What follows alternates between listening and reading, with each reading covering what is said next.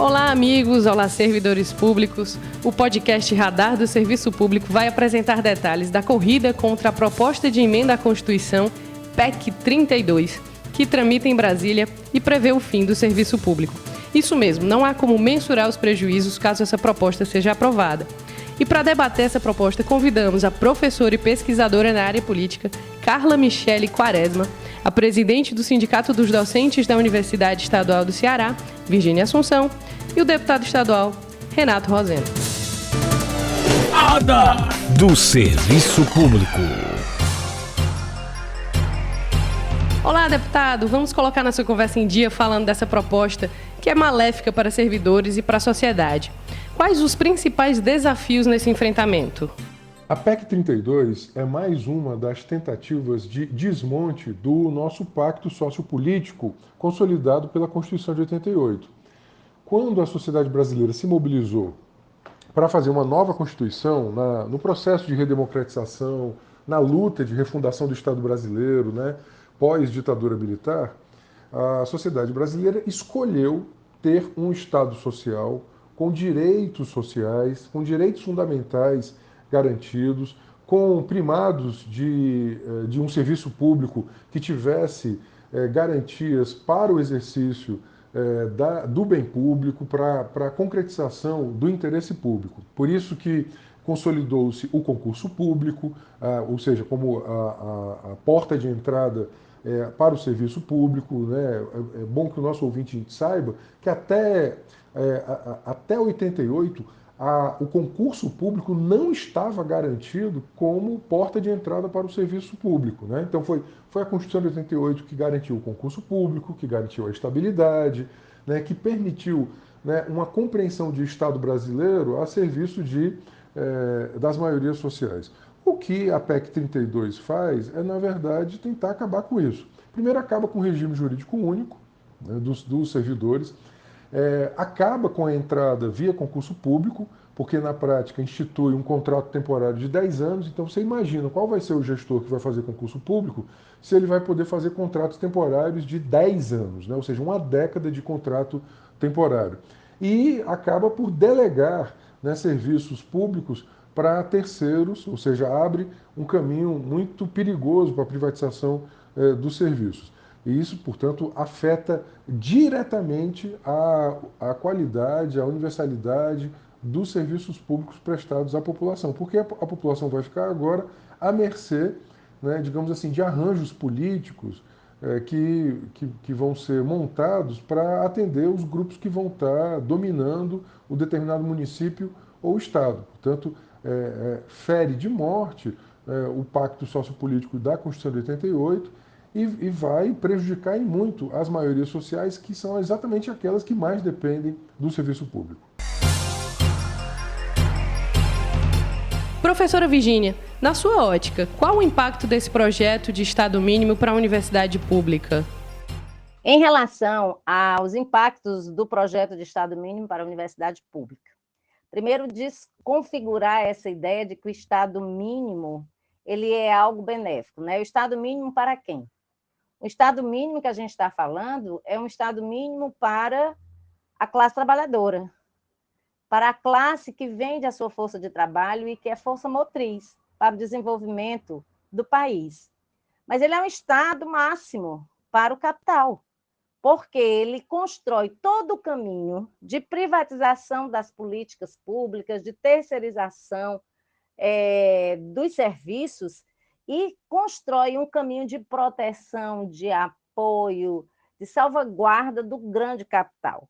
Então, o que a gente vê na educação hoje, desde os anos 80, com esse ensaio muito claro, é de que há um incentivo muito maior de que as universidades públicas se fortaleçam, as universidades privadas, se fortaleçam, inclusive concursos sequenciais, concursos de ensino à distância, que não traz uma qualidade de ensino, nem pesquisa, nem extensão, como a gente articula e a gente fez a conquista nos anos 80, a partir da Constituinte, para ter essa conceituação de que a educação pública, de que a educação superior pública precisa ser de ensino, pesquisa e extensão. E a gente não tem essa mesma relação com o grande negócio da educação. Então, a partir dos anos 80, dos anos 90, a gente vai ver aí um fortalecimento dessa fatia de mercado, que é a educação pública, em que a classe trabalhadora fica sendo submetida a comprar esse serviço da educação, quando, na verdade, legalmente ela teria o direito de acesso à educação, a educação como direito e como dever do Estado.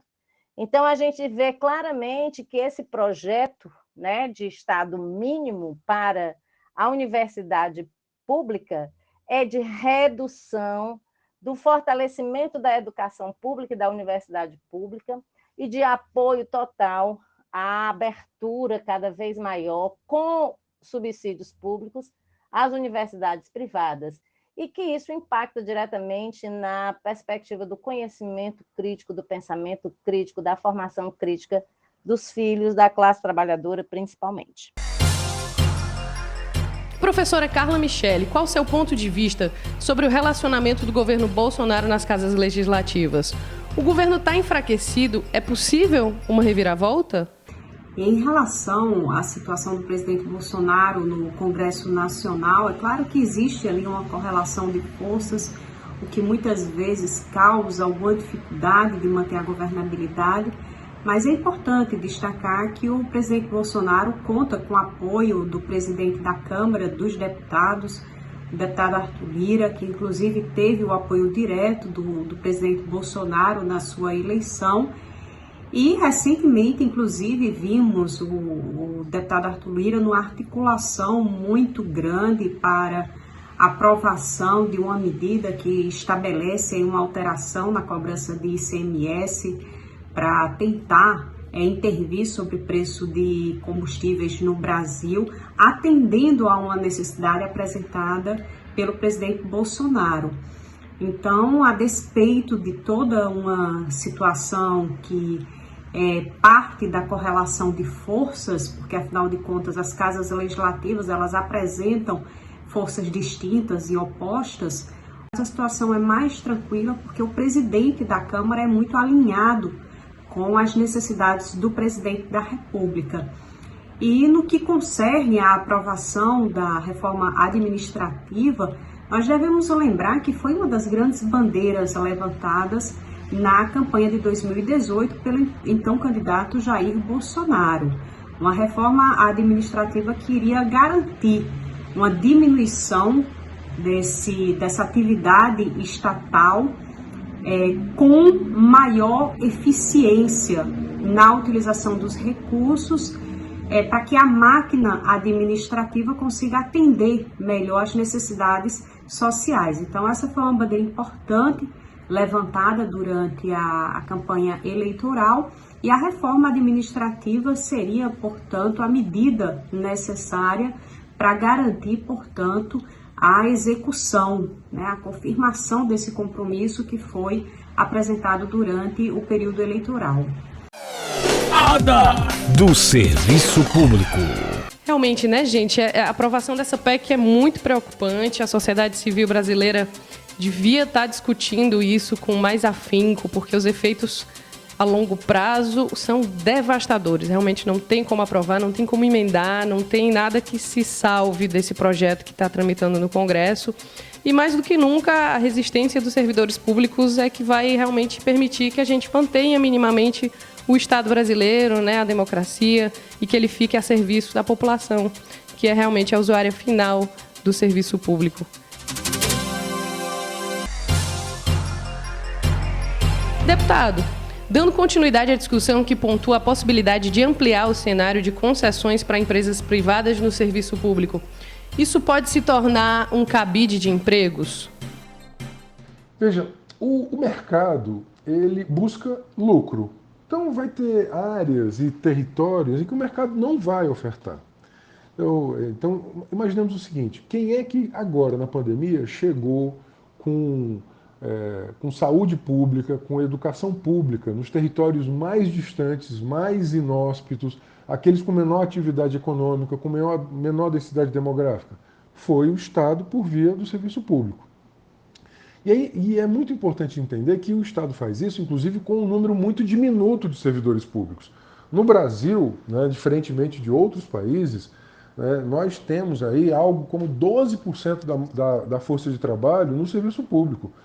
Países com maior nível de desenvolvimento, e isso é naturalmente o dobro. A média da OCDE é de pelo menos o dobro disso, ou seja, você ter pelo menos 20 a 22% da massa de trabalhadores no serviço público. No Brasil, não passa de 12%. E ao contrário também do que se pensa, o servidor público ganha muito. Na verdade, o servidor municipal ele ganha em média 2,5 salários, o estadual ganha em média 3,5 salários, e o federal ganha em média 5,5 salários. A reforma ela não toca, né, nos supersalários que estão concentrados, sobretudo no legislativo e no judiciário. Né? Então, é uma falácia dizer que ela vai atacar supersalários. Na verdade, ela vai desmontar o serviço público para entregar para a iniciativa privada. E eu volto ao início. A iniciativa privada, ela busca lucro, ela não busca o atendimento universal, né, de todos os direitos de todos os trabalhadores, de todos os brasileiros, né, onde eles estiverem no território nacional. Por isso é tão importante garantir que as políticas sociais estejam sob a execução e coordenação de servidores públicos, que têm que ser concursados para evitar a politicagem, que têm que estar, né, valorizados para que possam, obviamente, entregar e realizar as suas tarefas, né, a bem da sociedade. Portanto, é um perigo muito grande privatizar aquilo que, por essência, deve ser público. Professora Virgínia, sobre a precarização na área científica e de pesquisa, há como sobreviver aos ataques orquestrados pelo governo federal? Um recente ataque que nós tivemos aqui, né, foi a redução, né, o corte na área de ciência e tecnologia, em que o Ministério da Economia, com o ministro Paulo Guedes, retirou 635 milhões do Ministério da Ciência e Tecnologia e Inovação, nesse ano de 2021. Isso vai impactar claramente nas bolsas de projetos científicos do CNPq, ou seja, a perspectiva aí, né, da precarização do que o governo Bolsonaro constrói nesse momento é de um negacionismo científico. Então, o que está sendo mais atacado é exatamente a perspectiva de que nós, né, os nossos cérebros, a nossa juventude pensante está limitada a não mais produzir ciência. Nós estamos exportando os nossos cérebros.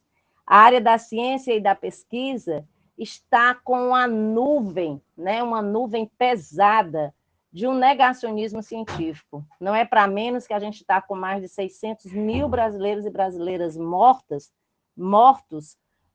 porque não tiveram o direito de ter a vacina. E que aqui mesmo no Brasil, onde nós tivemos duas grandes cientistas, duas mulheres cientistas, que descobriram o genoma do coronavírus, mas que no Brasil nós tivemos o cerceamento total, mesmo numa condição de pandemia, de que houvesse a produção científica da pesquisa. Então, isso é para deixar claro aí que essa precarização ela é um ataque que esse sistema do capital e esses governos, como o governo Bolsonaro, inclusive com uma compreensão muito clara de uma necropolítica, de uma política de morte, porque não é só na área da educação, mas é na área da saúde, na área da condição de sobrevivência digna com a assistência social. Esse governo não tem nenhum compromisso com a classe trabalhadora e com a sobrevivência digna da classe trabalhadora.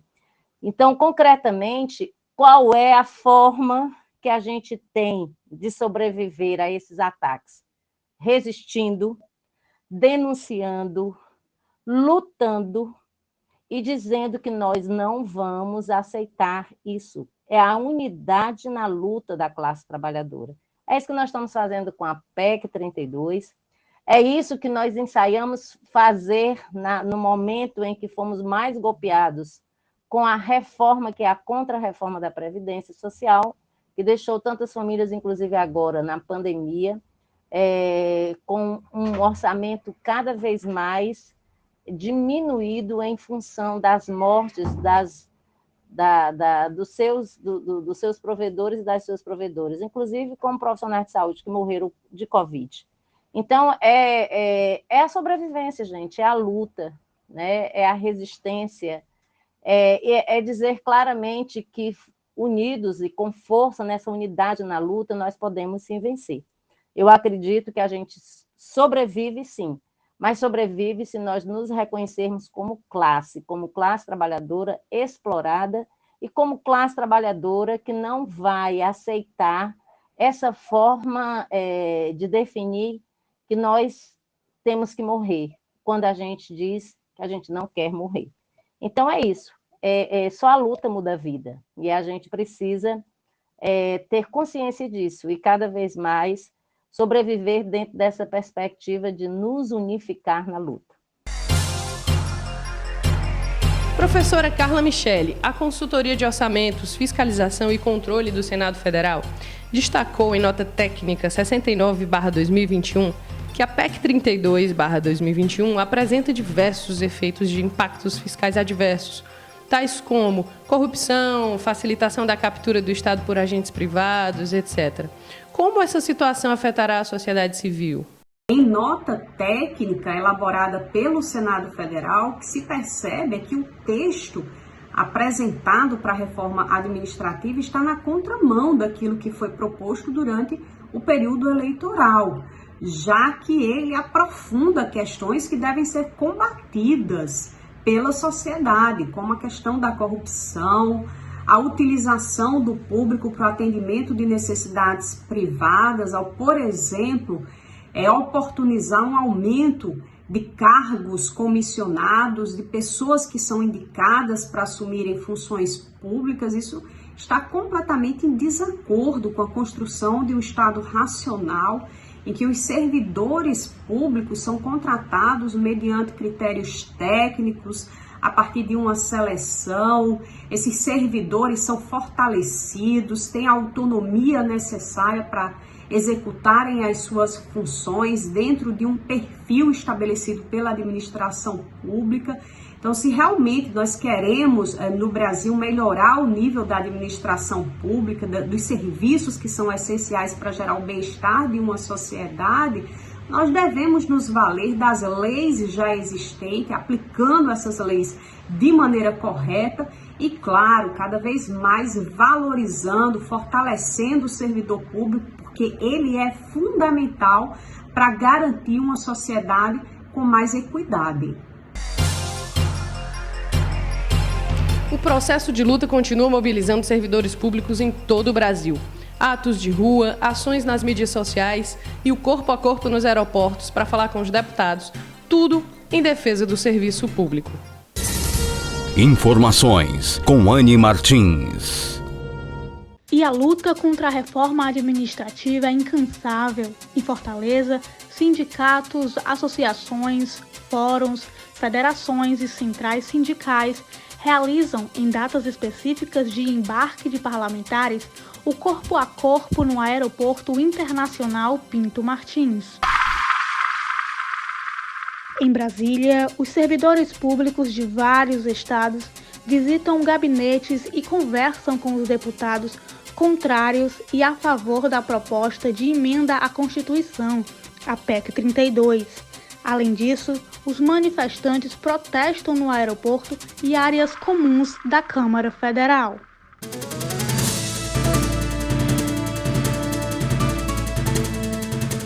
Agradecemos a participação de todos os convidados. Envie sugestões por meio das nossas mídias sociais. O podcast Radar do Serviço Público fica por aqui. Te espero na próxima edição. Radar do Serviço Público.